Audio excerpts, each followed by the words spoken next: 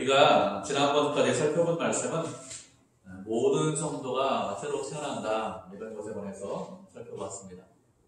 모든 성도가 새로 태어나는데 어른으로 태어나는 것이 아니라 아이로 새로 태어납니다.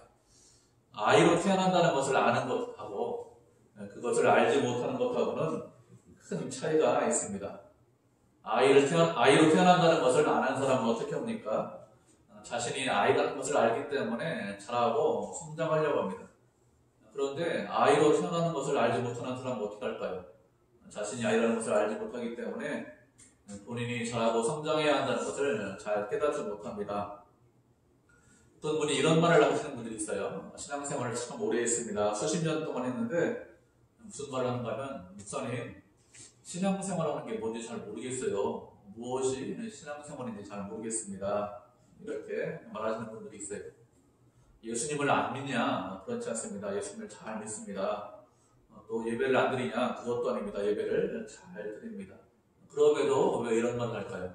왜 그런가 하면 본인의 신앙이 자라고 성장해야 한다는 것을 잘 알지 못해서, 잘 깨닫지 못해서 이런 말을 하는 것입니다. 예수님을 처음 믿었습니다. 그래서 교회에 출석하죠. 그러면 영적으로 어린아이입니다. 신앙생활하는 것을 어떻게 배울까요? 주변 사람들을 통해서 신앙생활하는 것을 배웁니다. 그래서 처음 몇 년은 잘하는 것 같아요. 내가 모르는 말씀들을 깨닫고 그리고 모르는 것도 배우기 때문에 처음 몇 년 동안은 잘하고 성장하는 것 같습니다. 그런데 시간이 지나면 더 이상 잘하지 않습니다. 어느 정도 시간이 지나면 그 자리에서 성장이 멈추죠. 성장이 멈춘 채로 수십 년 동안 신앙생활하면 어떻게 될까요? 그러면 예수 믿는 것이 무엇인지 잘 모르겠다 이렇게 이야기를 합니다. 말씀드린 대로 주일날 예배도 드리고 열심히 봉사도 합니다. 충성도 합니다. 그런데 그것으로 그냥 끝나는 거예요. 목회자들이 설교할 때 하나님 말씀대로 살아야 됩니다. 우리가 우리의 삶말로 돌아가서, 삶의 자리로 돌아가서 말씀대로 주님의 뜻대로 살아야 됩니다. 이렇게 설교를 많이 하죠. 그래서 삶의 자리에 돌아가서 말씀대로 살려고 합니다. 그런데 어떻게 사는 것이 말씀대로 사는 것이야? 이렇게 생각합니다. 그리고 말씀대로 좀 살아보자 이렇게 하다가 또 세상 사람들이 사는 걸 봐요. 그러면서 그렇지 이렇게 살면 안 되는 것 같아. 또 세상 사람들처럼 삽니다. 우왕좌왕 이렇게 하죠.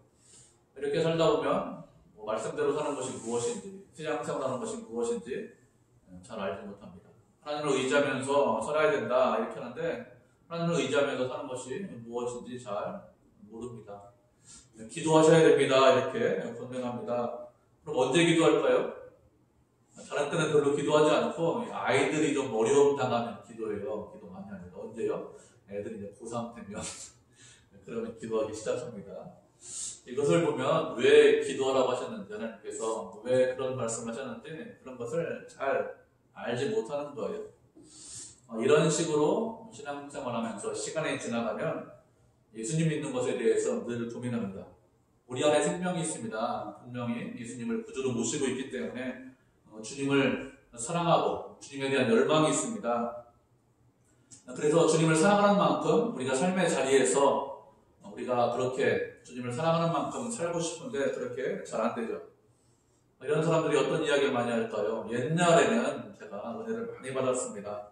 예전에는 하나님께서 저에게 이런 은혜를 많이 베풀어 주셨습니다. 이런 이야기는 많이 하는데, 그런데 지금 어떻게 산다 이렇게 말씀하시는 분은 거의 없습니다. 은혜를 받아서 지금은 이렇게 변했다, 지금 내가 이렇게 산다 이렇게 말씀하시는 분들이 거의 없죠. 왜 그런가 하면 성장하고 성숙해야 되는데 그렇지 않고 그냥 그 자리에 머물러 있기 때문에 그렇습니다. 바울도 이것을 알고 있습니다. 그래서 무엇이라고 했습니까? 이제부터는 더 이상 어린아이가 되지 말라 이렇게 말씀하고 있죠. 영적으로 아이로 머무르는 것이 아니라 성장을 하는 것이죠. 성장하는 것입니다. 성장하는 것이 하나님의 뜻입니다.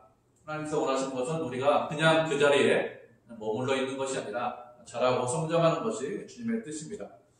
자라고 성장하기 위해서 무엇을 하라고 했습니까? 지난주에 살펴본 것이 사랑 안에서 참된 것을 해라 이것을 살펴보았습니다. 사랑 안에서 참된 것을 하라는 것은 예수 그리스도 안에서 진리를 붙잡아라 이런 뜻이라고 했습니다. 예수님 밖에서 세상 가운데서 무엇을 하는 것이 아니라 그리스도 안에서 늘 진리를, 늘 참된 것을 붙잡으라는 것이죠. 주님과 동행하면서 말씀에 순종하라고 하는 것입니다. 그렇게 주님과 동행하면서 말씀에 순종할 때 그때 성장할 수 있죠. 그래서 사랑 안에서 참된 것을 하라고 했습니다. 그렇게 사랑 안에서 참된 것을 해서 잘하고 성장을 해야 되는데 무엇이라고 계속 말씀하고 있습니까? 15절을 보면 그는 머리다, 그는 그리스도다 이렇게 말씀을 하고 있습니다.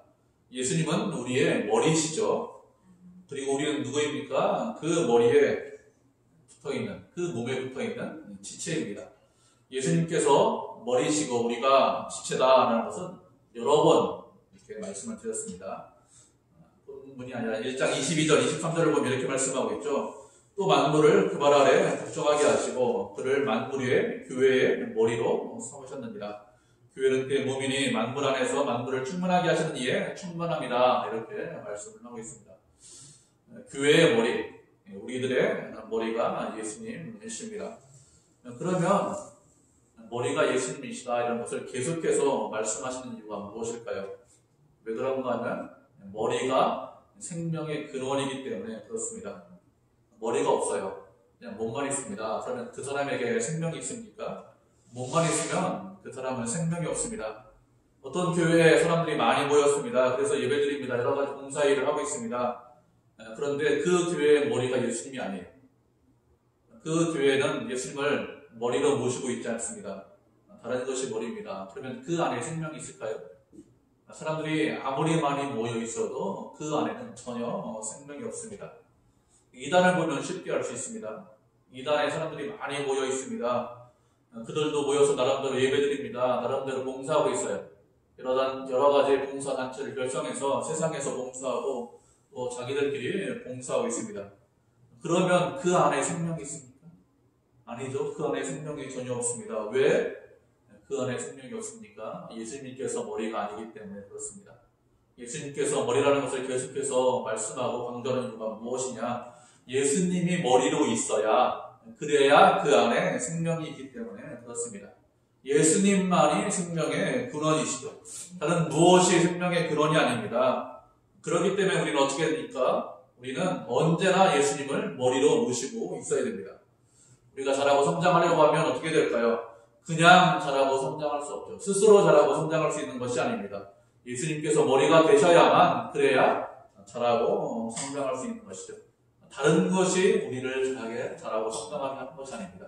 예수님께서 우리를 자라고 성장하게 하십니다. 16절을 보면 이것을 좀 더 자세하게 분명하게 말씀을 하고 있습니다. 이렇게 말씀하고 있죠.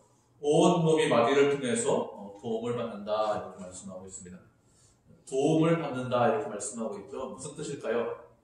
머리를 통해서 도움이 온다는 것입니다. 머리가 공급해준다는 것이죠. 머리가 몸의 공급원이고 머리가 몸을 성장시키는 원천입니다. 골로새서 2장 19절에 보면 이렇게 말씀하고 있습니다. 온 몸이 머리로 말미암아 마귀와 힘줄로 공급함을 받고 연합하여 하나님이 자라게 하심으로 자라느니라 이렇게 말씀하고 있습니다. 머리로 공급을 받는 거예요. 머리로부터 스스로 무엇을 공급하는 것이 아닙니다. 머리가 아닌 다른 것이 공급하는 것이 아니라 예수님께서 우리에게 공급해 주십니다.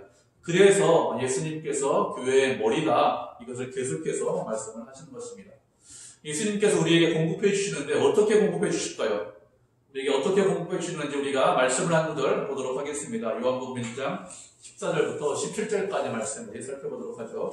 요한복음 1장 14절부터 17절까지입니다.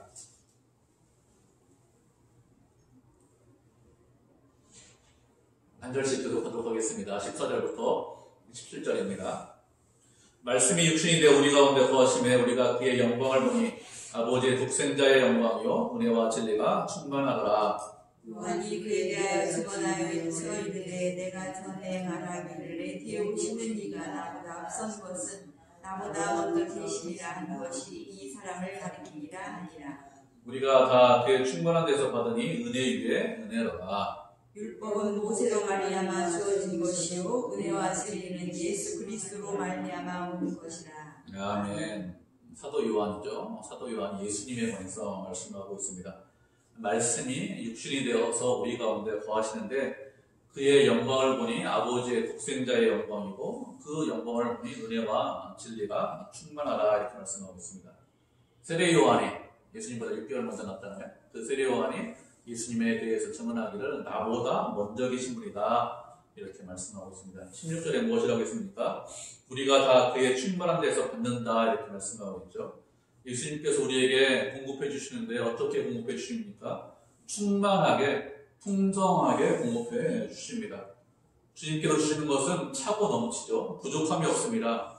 우리가 잘 알고 있는 시편 23편 다윗이 무엇이라고 고백합니까? 여호와는 나의 목자시니 내게 부족함이 없습니다. 이렇게 고백합니다.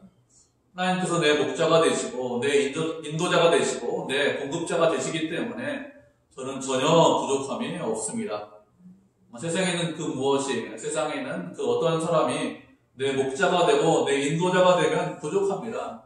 세상에서 훌륭해요. 뛰어나요. 그렇다고 그 사람이 나에게 모든 것을 채워줄 수 있느냐, 나를 부족하지 않게 할 수 있느냐, 그렇지 않습니다. 세상에 있는 그 누구도 부족할 수밖에 없죠.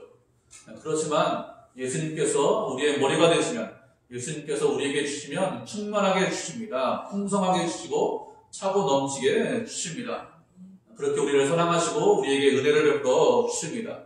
그렇기 때문에 계속해서 예수님께서 머리시다라고 우리에게 말씀을 하고 있는 것입니다. 예수님께서 우리의 머리신데 그러면 또 예수님께서 머리라는 것이 무슨 의미가 있을까요? 15절을 보면 예수님께서 우리의 머리신데 그 머리까지 자라고 성장해라 이렇게 말씀하고 있습니다.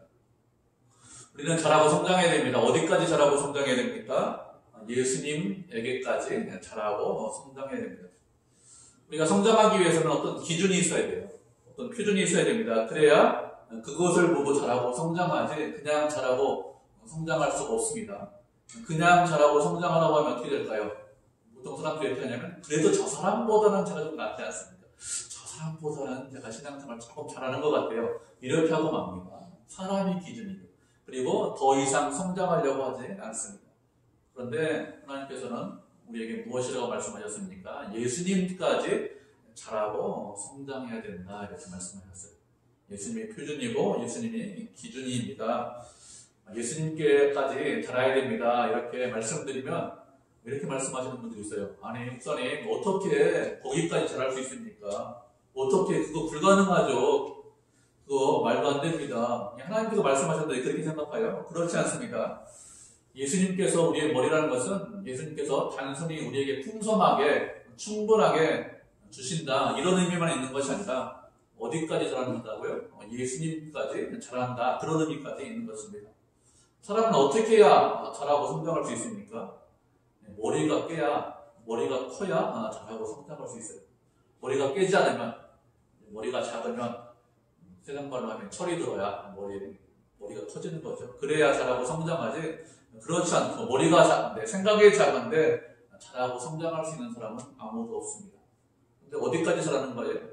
머리까지 자라는 거죠. 그런데 예수님 무엇입니까? 예수님께서 우리의 머리십니다. 그렇기 때문에 어디까지 성장할 수 있습니까? 그 머리까지 예수님에게까지 성장할 수 있습니다. 예수님이 기준이고 표준이고 그리고 예수님까지 자라고 성장해야 됩니다. 능력을 그만큼 행해나가는 뜻이 아닙니다. 그러면 어떻게 하는 것이 예수님까지 자라는 것일까요? 어디까지 해야 예수님까지 자라는 것입니까? 우리가 말씀을 한 구절 보도록 하겠습니다. 마태복음 20장 25절로 28절까지 말씀을 보도록 하겠습니다. 어떻게 하는 것이 예수님에게까지 자라는 것인지 우리에게 말씀하고 있죠. 마태복음 20장 25절로 28절입니다.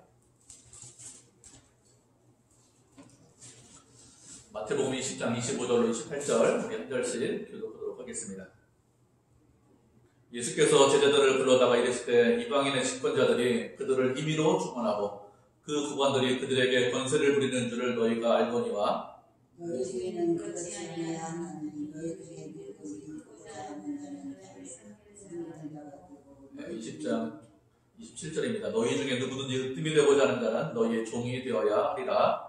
인자가 온 것은 선교를 받으려 함이 아니라 도리어 섬기려 하고 자기 목숨을 많은 사람의 대성물로 주려 함이니라. 아멘. 예수님께서 제자들에게 말씀하셨습니다.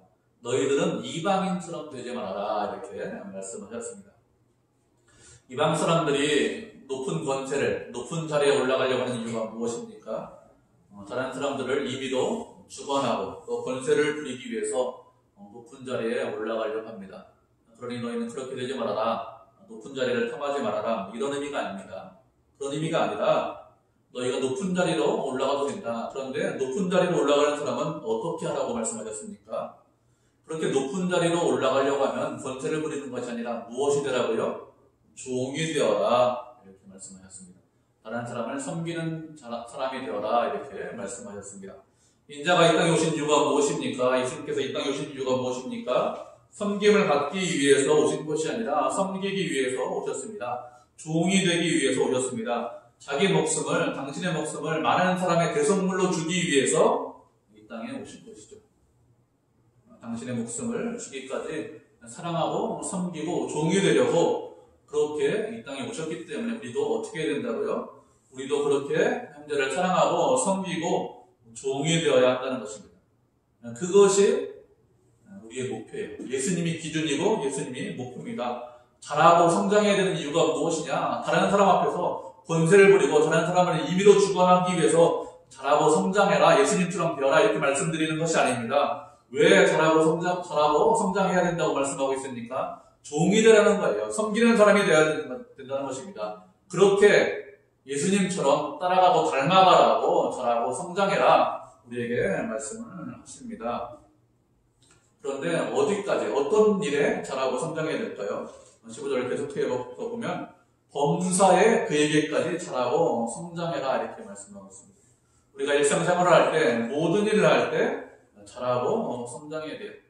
예배 잘 드리고 있고 기도 잘 드리고 있기 때문에 예배 드리는 일에만, 교회에서 열심히 봉사하는 일에만 잘하고 성장하는 것이 아니라 우리가 집에서, 회사에서, 학교에서 친구들하고 같이 모일 때 이런 여러 가지 일을 할 때 모든 일에 잘하고 성장해야 됩니다.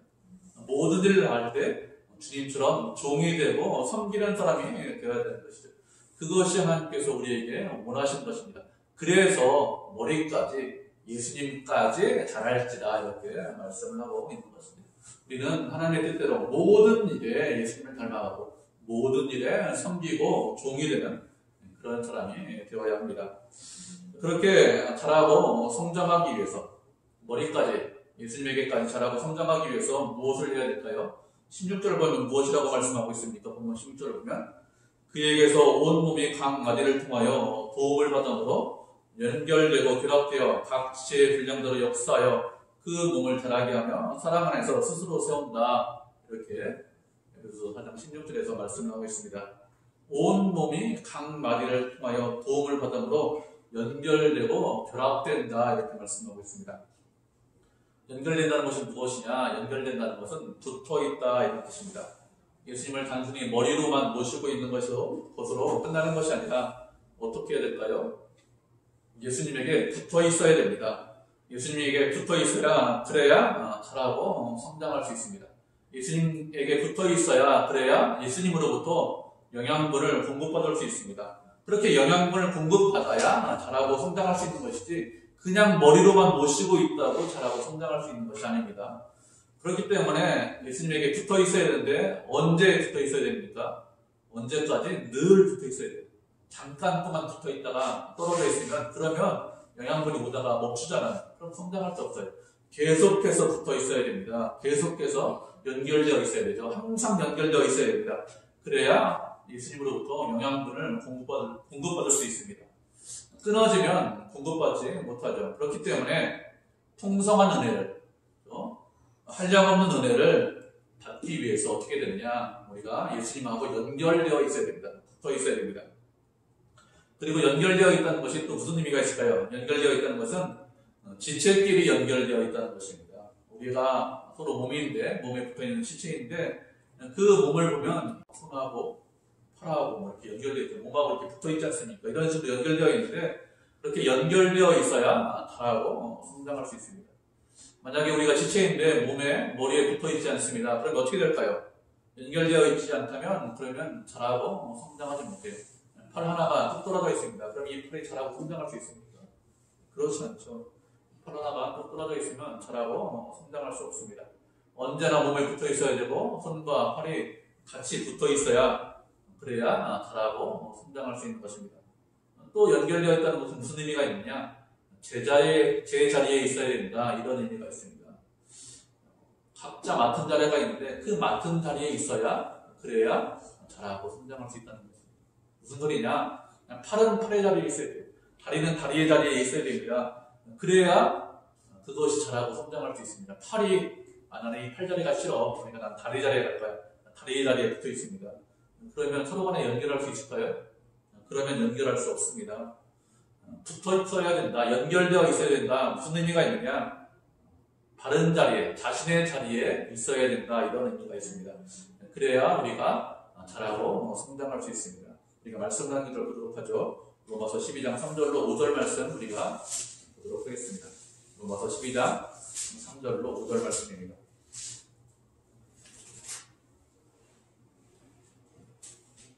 세 절이니까 우리 한 목소리로 읽겠습니다. 로마서 12장 3절로 5절 말씀입니다. 시작. 내게 주신 은혜로 말미암아 너희 각 사람에게 말하오니 마땅히 생각할 그 이상의 생각을 품지 말고 오직 하나님께서 각 사람에게 나누어 주신 믿음의 분량대로 지혜롭게 생각하라. 우리가 한 몸에 많은 지체를 가졌으나 모든 지체가 같은 기능을 가진 것이 아니니 이와 같이 우리 많은 사람이 그리스도 안에서 한 몸이 되어 서로 지체가 되었느니라. 아멘.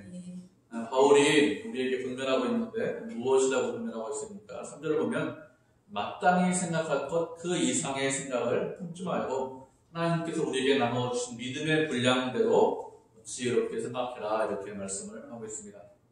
마땅히 생각할 것 그 이상을 생각하지 말라는 것은 교만하게 생각하지 말라는 것입니다. 주님 앞에서 언제나 겸손하라는 것입니다. 주님께서 우리를 구원하셨어요. 내가 스스로 나 자신을 구원하는 것이 아닙니다. 그리고 주께서 우리를 자라게 하고 성장시키는 것입니다. 우리가 스스로 자라고 성장할 수 없습니다. 주님께서 공급해 주시는 그 힘과 능력을 가지고 자라고 성장할 수 있는 것이지, 그렇지 않고 내가 스스로 자라고 성장할 수 있는 것이 아니죠. 그래서 어떻게 됩니까? 주님 앞에서 늘 겸손하게 있어야 됩니다. 우리가 능력이 있든지 능력이 없든지 별로 중요하지 않습니다. 무엇이냐? 가장 중요한 것은 먼저 겸손해야 됩니다. 그리고 어떻게 합니까? 그 겸손한 마음을 가지고 주님께서 우리에게 믿음을 주셨는데 그 믿음 안에서 믿음의 분량대로 지혜롭게 생각을 하셔야 됩니다. 하나님께서 우리에게 믿음을 주셨는데 하나님께 어떻게 영광을 돌릴지, 어떻게 충성하고 어떻게 섬길지, 무엇을 해야 될지 그 주신 믿음 안에서 지혜롭게 생각하면 됩니다. 예를 들면 이런 거예요. 모든 사람이 목회자를 하거나 아니면 선교사를 하실 필요가 없습니다. 이 젊은 사람들하고 이야기를 하다 보면 이렇게 말하는 젊은 사람들이 많아요. 은혜 받으면 목사님 저 목사하고 싶습니다. 아니면 저 선교사 나가고 싶습니다. 이렇게 말하는 사람들이 꽤 많습니다. 그래도 목사하고 싶습니다. 선교사하고 싶습니다. 이렇게 말하면 그래도 순수한 청년이에요. 그래도 믿음을 가진 청년입니다. 은혜 받았기 때문에 어떻게 해서든지 주님에게 충성하고 싶습니다. 열심을 내고 싶습니다. 이런 마음이 있죠. 그런데 우리가 잘 알고 있듯이 모든 사람을 목회자로, 모든 사람을 선교사로 부른 것은 아닙니다. 그리고 모든 사람이 목사나 선교사를 할 필요도 그럴 이유도 전혀 없습니다. 하나님께서 은혜를 주셨는데 그 은혜 안에서 다 지혜롭게 생각하시면 됩니다. 지혜를 주셨기 때문에 하나님께서 또 여러 가지를 주셨기 때문에 그 주신 것 안에서, 그 믿음 안에서 이것으로 제가 충성하겠습니다, 저것으로 헌신하겠습니다, 이렇게 하면 되는 것이죠. 목회자를 하느냐 선교사를 하느냐 이것이 중요한 것이 아니라 무엇이 중요하죠? 예수님을 머리로 모시고 주님과 붙어있는 것, 주님과 연결되어 있는 것, 이것이 중요합니다. 주님과 떨어져 있어요. 목사합니다, 선교사합니다, 크게 의미가 없습니다. 주님과 붙어 있으면서 주께서 주신 그 믿음의 분량대로 지혜롭게 생각하면 됩니다. 그래서 바울이 말하는 거예요. 믿음의 분량대로 지혜롭게 생각해라. 한 몸에는 지체가 많이 있다고 했습니다. 한 지체만 필요한 것이 아닙니다. 온 몸이 다 손입니다. 여러분, 온 몸이 다 손이면 어떻게 될까요? 그럼 이상한 거잖아요. 정상이 아닙니다. 여러 지체가 필요한 것입니다. 여러 방면으로, 여러 모양으로 주님께 충성하고 헌신할 수 있습니다. 주의 영광을 위해서 살 수 있습니다. 그렇기 때문에 한 가지만 고집할 이유가 전혀 없죠. 5절에서 무엇을 하겠습니까? 우리가 그리스도 안에서 한 몸이 되어서 서로 지체가 되었다 이렇게 말씀하고 있습니다. 서로 지체이기 때문에 무슨 뜻이죠? 서로가 서로에게 반드시 필요한 존재다 이런 의미입니다. 이 지체는 쓸모없고 저 지체는 쓸모있다 이런 것이 없다는 거예요. 이렇게 생각할 수 있습니다. 저 사람은 교회 다닌다고 하면 안 되는데 교회 다닌다고 하면 그것은 교회 용복인다. 저 사람 신앙생활 하는데 열심히 사는 것도 아니고 세상에서도 이상하게 살기 때문에 그래서 교회 다닌다고 하느니 차라리 교회 안 다닌다고 하는 것이 훨씬 더 좋다 이렇게 생각할 수 있습니다. 그런데 그렇잖아요. 그런 지체는 아무도 없습니다. 사람이 실수할 수 있어요. 사람이 실패할 수 있습니다. 사람이 잠깐 동안 넘어질 수 있습니다. 하나님의 자녀가 항상 좋을 때만 있느냐? 그런 것은 아닙니다. 나쁠 때도 있고 어려울 때도 있고 잘 못할 때도 있습니다. 그렇지만 하나님의 자녀이면 그가 지체이면 필요 없느냐? 그런 사람은 아무도 없습니다. 왜 그렇죠? 하나님께서 그를 부르셨기 때문에 그렇습니다. 하나님께서 실수하십니까? 실패하십니까? 아닙니다. 사람이 잠깐 넘어지는 것 뿐이죠. 그렇기 때문에 그가 구원받은 백성이라면 그가 하나님의 자녀라면 저 사람 쓸모없다, 쓸데없다 이렇게 생각하는 그것은 잘못된 생각이고 필요 없는 지체가 아무도 없습니다. 모두 다 필요하고 모두 다 중요하죠. 말씀드린 대로 하나님께서 우리를 부르셨기 때문에 그렇습니다. 우리가 이렇게 주님에게 연결되어 있어야 됩니다. 그런데 연결되어 있는 것뿐만 아니라 16절을 계속해서 보면 본문을 보면 결합되어 있다 이렇게 말씀을 하고 있습니다. 결합되어 있다는 것은 무슨 뜻이냐? 함께 결합되었다, 함께 밀착되어 있다 이런 뜻입니다. 단순히 연결된 것으로 붙어있는 것으로 끝이 아니라는 것이죠. 우리가 연결되어 있는데 어떻게 연결되어 있어야 됩니까? 강력하게 연결되어 있다는 것이죠. 끊을 수 없는 그런 연결로 우리가 연결되어 있다는 것입니다. 그것이 결합되었다는 것입니다. 우리가 이렇게 강력하게 연결되어 있기 때문에 사도 바울이 무엇이라고 했죠? 4장 4절부터 6절까지 보면 그래서도 4장 4절부터 6절까지 보면 이렇게 말씀하고 있습니다. 몸이 하나요 성령도 한 분이요 한 소망을 가졌고 주도 하나요 믿음도 하나요 세례도 하나요 하나님도 한 분이시다 이렇게 말씀하고 있습니다. 7가지 하나를 말씀하고 있습니다. 왜 우리가 하나다라는 것을 강조할까요? 왜 그런가 하면 우리가 끊을 수 없는 뗄 수 없는 그런 연결로 붙어있기 때문에 그렇습니다. 우리는 지체입니다. 이 지체를 누가 끊을 수 있느냐? 예수님과 연결되어 있는데 누가 끊을 수 있느냐? 어느 누구도 세상에 그 무엇도 그것을 끊을 수 있는 것이 없습니다. 분리시킬 수 없죠. 그렇게 굳건하게 붙어있고 연결되어 있는데 그것이 어떻게 한다고요? 그것이 우리를 성장시킵니다. 우리를 자라게 합니다. 우리가 결합되어 있다, 연결되어 있다, 이걸 다른 말로 하면 무슨 뜻일까요? 그것은 유기적으로 연결되어 있다 이런 뜻입니다.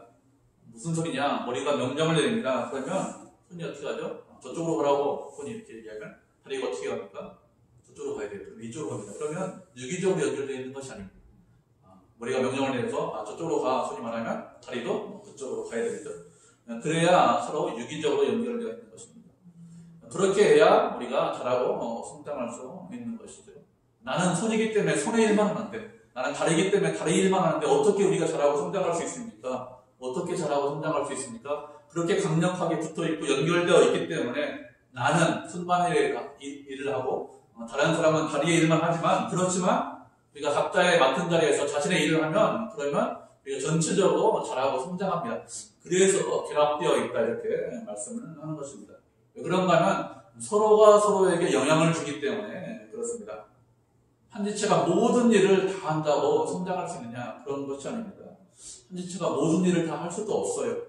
교회는 혼자서 그렇게 자라고 성장하는 것이 아닙니다. 함께 자라고 함께 성장하는 것이 교회입니다. 그래서 결합되어 있다, 함께 결합되어 있다 이렇게 말씀하고 있는 것입니다.